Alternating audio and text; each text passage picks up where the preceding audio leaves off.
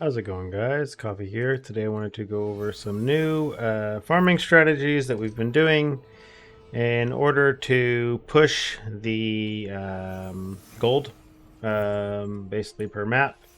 And so we're starting to get quite a bit of surplus of gold here. My airships are causing quite a bit of usage right now, but other than that, we're starting to actually stock up a bit, have a nice supply of gold. So let's go ahead and look at what we've been doing here. So first we were doing the new strategy here, which was actually this Darksurge hunting and Clockwork.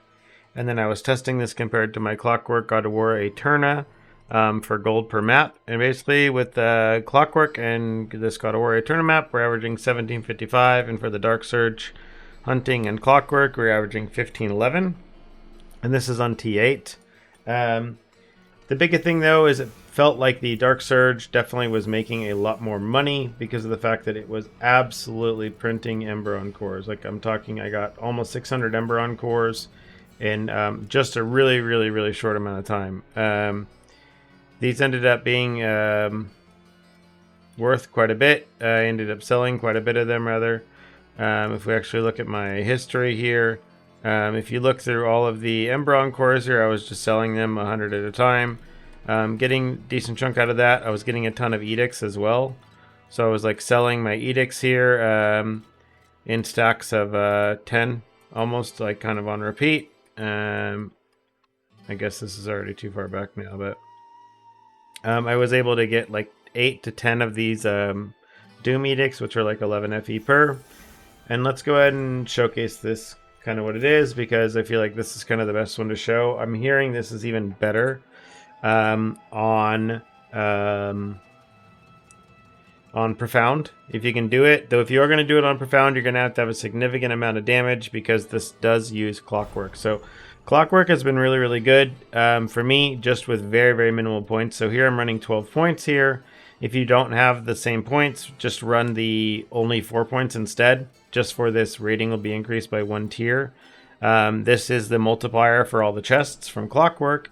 And from the tests, you very frequently get just large pops of gold from the chests from Clockwork. So when it does proc, you're typically getting like 2 to 3k gold.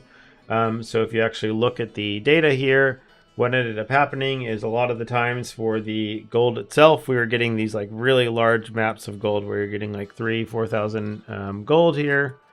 And that is what has been leading into getting this, nice gold per map kind of average. The core of the strategy itself is leaning around just a lot of monsters and quant here, and then leaning into some priceless gear here, as well as just more additional gear period here. So turning legendary gear into flame sand. We're not sure again if it appears to be gear or if it appears to be flame sand itself that's converting, but something is converting to gold at some point. And it's basically causing this conversion to cause it to pop for a lot of gold. So that's kind of what we've been running here. And then we are running this with a few specific compasses here. Oh yeah, for everything else, for the Darksurge tree itself, we are running everything basically except this humiliated node, because this will stop. This will make it to where non-legendary gear doesn't drop, so we don't want that. We got rid of that. And then we just have this other stuff here. So legendaries that do drop, they will have a chance to basically be corrupted. And then everything else is just increased chance for edicts, increased chance for Emberon cores, and then for them to be duped. And then we see Darksurge edicts here. So let's go ahead and kind of showcase what this looks like here. There are a few compasses that you do end up running with this. Let me make sure this is set here. So you can tell I've been farming a ton out of the zone. So let's go ahead and refresh this here. And then kind of what we're doing here, we'll just select either one of these. So for the compasses that we are running Clockwork, the blue Clockwork compass here, which is like this thing is like 0.15 FE. It's extremely cheap. Then you are running this with the general hunting compass here, which is a 100% chance to replicate legendary bosses. You want to be running that. and then you want to be running the purple Darksurge compass here, which apparently I need to buy some more of. And that is going to be the one that increases the odds of getting a Darksurge boss or Darksurge boss rewards here. These are about 2.5, and yeah. So let's go ahead and just run a few of these. I'm not going to buy too many of them because I'm not really running this strategy too much right now. So these are actually really good price. I'll buy those, but okay. So let's go ahead and buy these real fast, and we'll go ahead and run this so you guys can get a showcase of kind of what this stuff looks like. To me, I'm really enjoying it. I only have like level 1 pets of most of these things, but still having a good time with them. The Clockwork has been surprising because Clockwork has not been the best for the last few leagues, but it's pumping out a good amount of currency. It's pumping out a good amount of compasses, even though I don't even have the compass pet or anything. It's been really nice, and then, you know, surprising me with honestly just raw FE drops as well. I'll have to update now. Sorry about that. Let's do this real fast, and then let's give it a spin.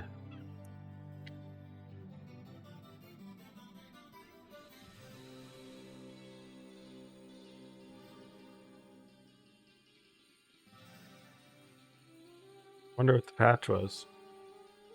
They have patch notes somewhere saying what happened. Moon Shadow Guide wasn't dropping.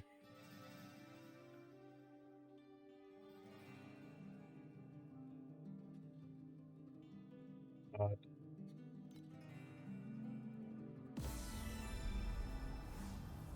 Just bug fixes, apparently. No changes to loot or anything else.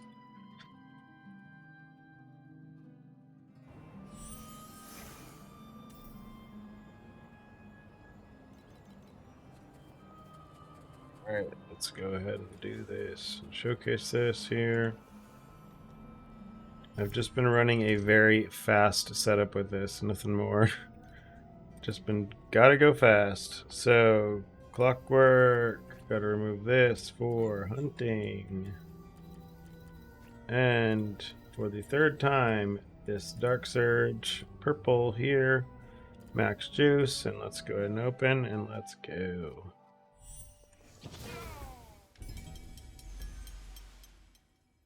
For this, if you do get this, you're basically looking for anything that says more vouchers right here. So completing this 3 times in a row, 2 more vouchers, that's perfect. That's what you want. That's what you can get. That's what you'll take.